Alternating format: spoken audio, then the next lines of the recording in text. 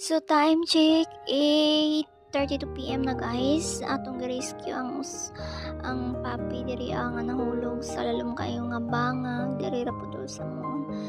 Ang anak ni siya sa among adopted. Ang iyang mamis ganina kay sige hila kay nangayog help para ma-rescue ang iyang anak.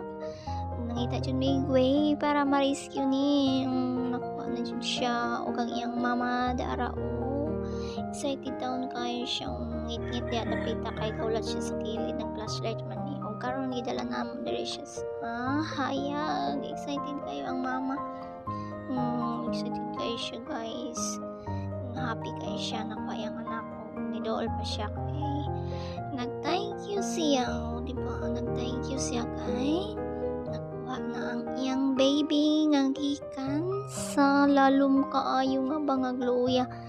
Oh, diba guys?